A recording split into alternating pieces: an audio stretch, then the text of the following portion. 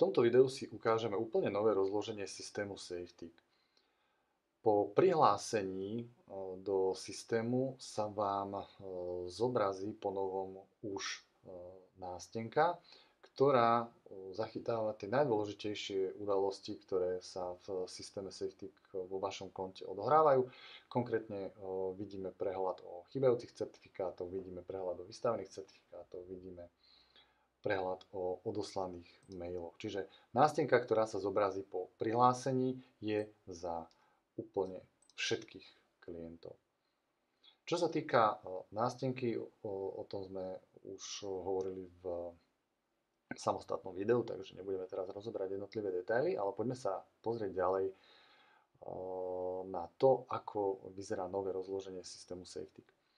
Z ľavého menu sme kompletne odstránili položku administrácia portálu a v ľavom menu tým pádom zostáva už čisto len manažment vzdelávania, takže môžeme si tu vlastne vyberať firmy, ktoré ideme manažovať. A vidíme, že keď si vyberieme nejakú firmu, tak opäť sa nám tu zobrazila nástenka, ale už len za tú danú konkrétnu firmu. Predtým to vlastne bolo za všetky firmy, teraz je to nástenka už len za firmu, ktorú sme si vybrali. Takže ľavé menu teda slúži už len na manažment vzdelávania. No a čo sa týka tej administrácie portálu, ktorá tá položka tu bola aj predtým, tak sme to vlastne rozdelili do niekoľkých častí a vlastne presunuli sme niektoré veci do horného menu.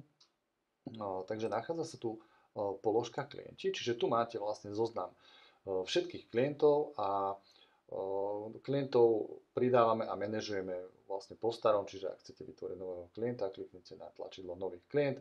Ak chcete klienta zobraziť alebo spraviť nejaké nastavenia, tak kliknete na tlačidlo zobraziť.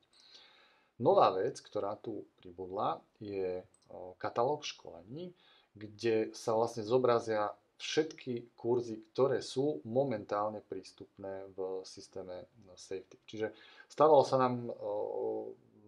napríklad taká situácia, že sme dali nové školenie do systému SafeTIC, ale to školenie bolo treba tak komplikovanejšie priradiť, aby ste si ho mohli pozrieť a tak ďalej, ale ponovom vidíte všetky školenia, ktoré vlastne v systéme SafeTIC sú prístupné. Vy si môžete to školenie aj pozrieť, môžete si vlastne to školenie preštudovať, pozrieť si jeho obsah, alebo môžete si dať len nejaký krátky videonáhľad, ukážku z toho systému.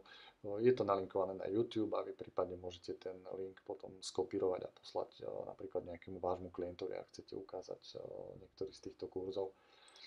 No a ďalšia položka, ktorá pribudla v tomto hornom menu, je nastavenie portálu. No a toto nastavenie vy môžete poznať ako vlastne predtým v tom rozložení starom to bol vlastne ako systémový klient. Čiže tentokrát to už nie je teda systémový klient, ale je to nastavenie portálu a nachádzajú sa tu vlastne nastavenia vašej firmy, teda vaše podrobnosti, ako podrobné údaje, ako názov, meno konateľa, kontakty a tak ďalej. Čiže môžete sem zadať IČO. Potom sú tu vlastne informácie a kontakty, čo sa týka portálu, a toto je vlastne, ak chcete napríklad na vonkajšiu stranu portálu umiestniť informácie ako napríklad www alebo proste nejaké kontakty, tak môžete to spraviť v tejto časti. No a potom vlastne ďalšie veci ako štúdium, e-maily. A tu sa pristavím, pretože v tejto časti e-maily sme sem preložili históriu odoslaných a blokovaných e-mailov, čiže tu si môžete pozrieť zoznam všetkých e-mailových adries, ktoré sú v systéme blokované z toho dôvodu, že ste odoslali takýto e-mail zamestnancovi a tento e-mail neexistuje. Takže tu si to potom môžete skontrolovať. Nachádza sa tu takisto aj personalizácia a takisto sa tu nachádza aj položka manažéri, kde vlastne vidíte súčasných administrátorov portálu.